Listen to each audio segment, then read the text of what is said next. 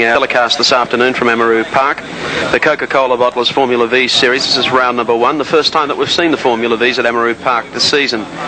There's a shot of the Vs moving down the pit road now on their way out to the racetrack, and a fairly full field. Gary Wilkinson, let's go through the field. Car 19 leads them out, and that's Don Grieverson in the Elephant. The great thing about the Vs, of course, is that they're very evenly matched indeed, and nose to tail, and thrill a minute racing all the way around the 10 laps of this event. 19 Don Grieverson is the pole marker with the fastest practice time of 62 seconds. Identical time was returned by Damon Beck in the Renmax, although he tells me it's his second string car. He's not doing bad for a second string car. Not bad He's at on the all. front row of the grid with an identical practice time, 62 seconds. Second row shared by car 10, Frank Kleinig, and Greg McCombie in car 8. We have car 50, Chris Lewis. Chris won an earlier heat prior to the commencement of our telecast from Amaroo today. It was a good performance by him, and it'll be interesting to keep an eye on him, see how he goes in the first round on our telecast. That's car 50. Keep an eye on him, Chris Lewis, the Renmax. Greg McCombie is a driver, of course, that we've seen here at Amaroo Park in the sports car events over the past few years. Joining the Formula V ranks this year, he's quite obviously used to something with a lot more power around the circuit, but he's quite a good driver, and I feel sure will give a good account of himself in this afternoon's opening round of the Formula V Series. Don Grieverson on pole with Damon Beck alongside of him.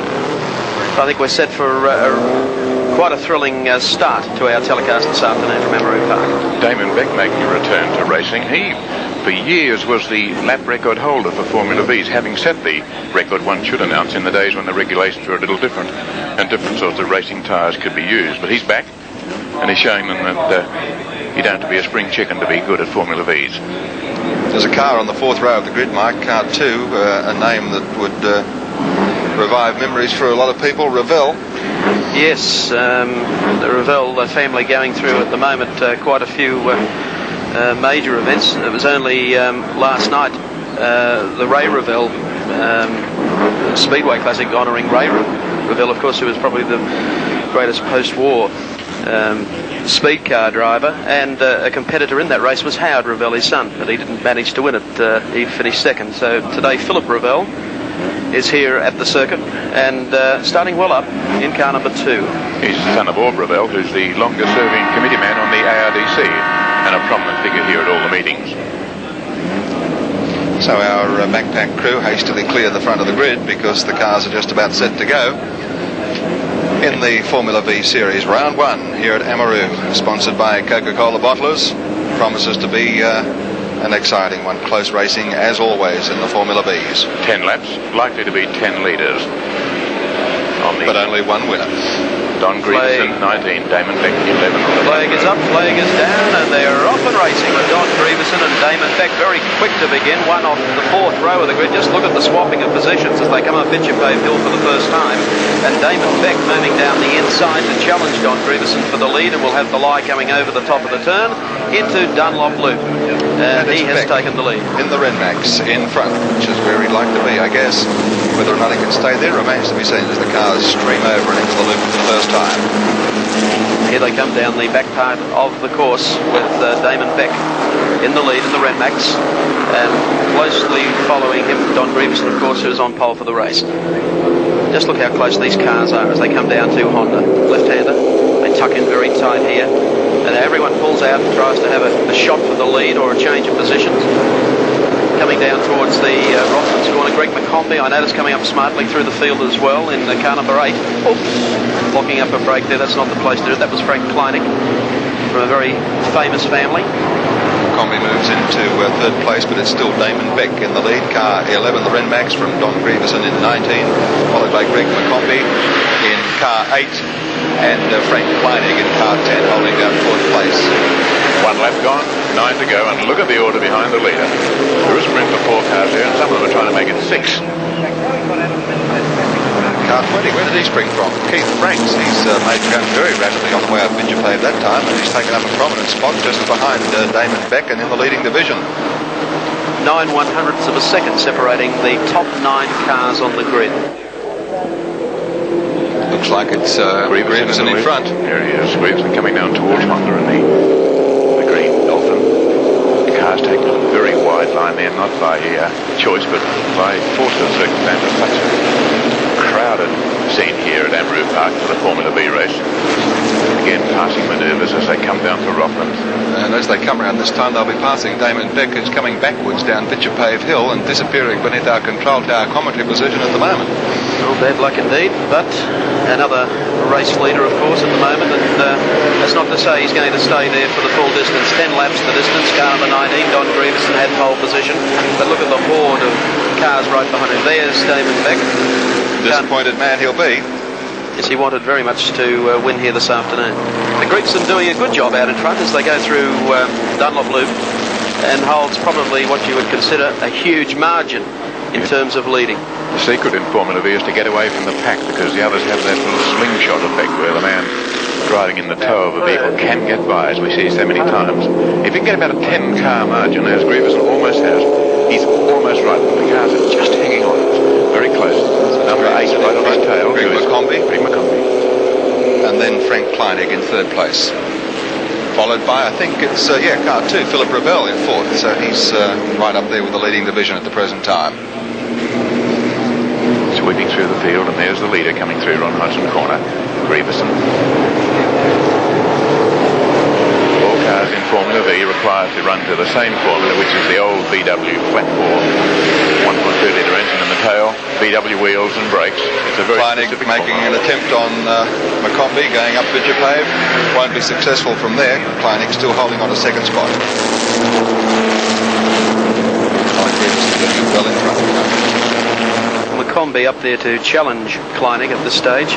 If he can pass him, it'd be interesting to see if he can actually peg back Don Grieverson, who is enjoying quite a good lead at this stage of the event. And don't forget Philip Ravel, who's got the sitting shot on both the second and third place getters at the present time. Whoops, you don't make those moves at Amaroo Park by getting caught wide, and that's exactly what happened to Frank Kleinig.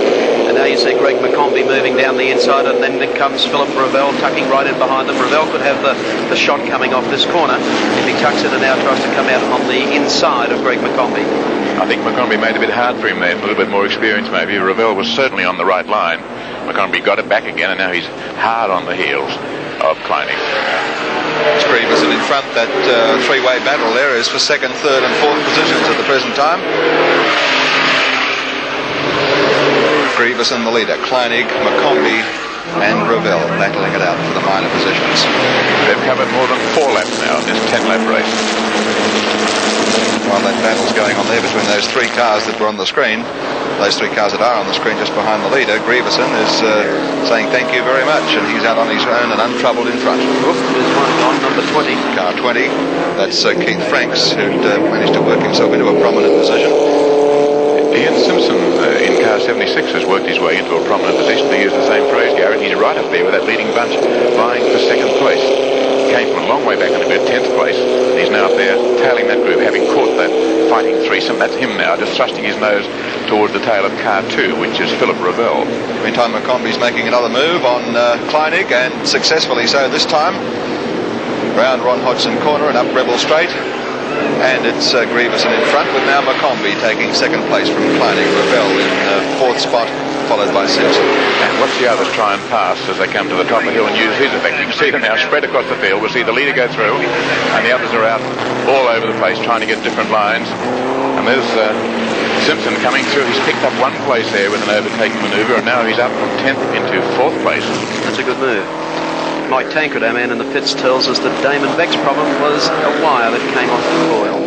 Oh, that's a frustrating way to end your comeback bid into this category of racing. The man who held the lap record for so many years, put out by such a simple malady. Well, he's fixed it. He is back on the track, but he's circulating 2 or 3 laps behind everybody else. Here we go with Philip Ravel making that inside move this time on McCombie. Hello. Well, we've had a manoeuvre for somebody didn't work too well there. Car 23. Philip Parkinson. There's Ravel in car number 2, has taken McCombie. So Ravel's in second place.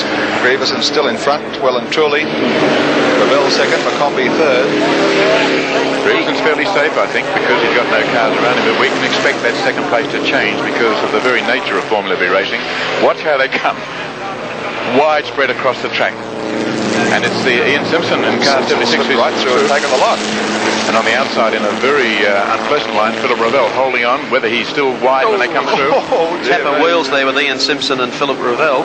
And so hard are they driving, they've forgotten there are two cars behind them who've caught up. And so we've got six now battling for second place behind this man, Don Greaveson, who leads on his seventh lap. Oh, a wide line there by Simpson, who's lost him second place. McCombie's back in second from Simpson, Ravel, and then Kleinig.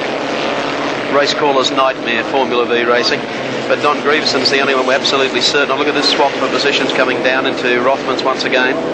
Chris Lewis is up there, one of the newcomers who's injected himself into this scrap in car number 50. I would think if Greaveson was looking in his mirrors, he'd be having cardiac arrest at this stage of what's going on behind him. Changing of positions, Philip Ravel in there, McCombie, Simpson, everyone's having a shot now for second place. 3 laps to go. Well, Greaveson's through, but it'll be pretty hectic behind him, I would think, as the cars come flying through the top of the Dunlop loop. Yes, we'll concentrate on the group, and here they come now. Simpson holding down second spot again. That second six is broken up into threes. There are 2 lots there. And that's pretty disastrous for those 3 behind. But it's Simpson. Oh, look at that manoeuvre there. Kleinig comes in and tries terribly hard.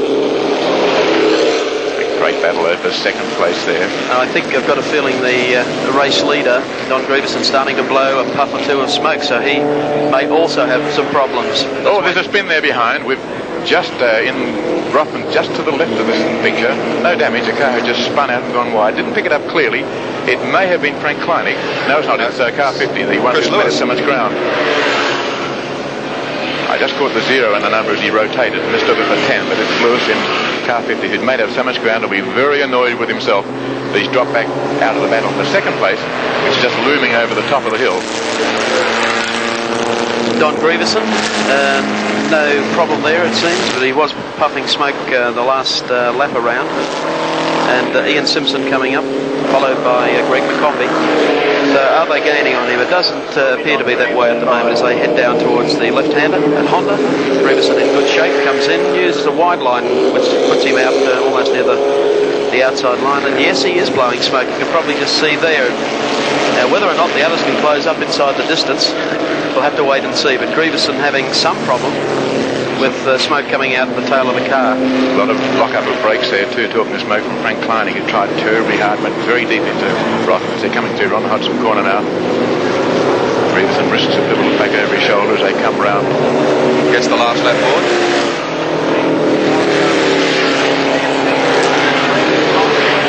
They seem to be gaining on him going up to the top of Vitchepave, and who knows if he's going to finish in second place. The challenge behind is quite intense. A bit of transmission smoke there, but it's not coming out the exhaust pipe beneath the car. It may be the gearbox, or it may just be spilled oil, in which case there's no real problem as far as Greaveson's concerned. Here he comes.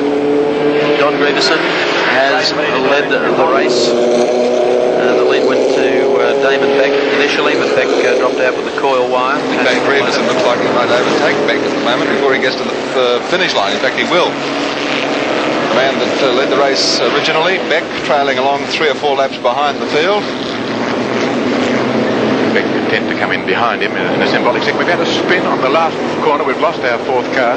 In second place will come McCombie. Now Beck is trying to show what he could have done, and is gentleman enough to finish only half a car length behind. And it's McCombie who comes through in second place with car 76. Ian Simpson in 3rd. And we lost Ravel, who spun on the second last corner, and Orb won't be very happy about that. Don Greaveson the winner, Greg McCombie second, and Ian Simpson third. Place getters in the Coca-Cola Bottlers Formula V Series Round 1 here at Amaroo Park. The next event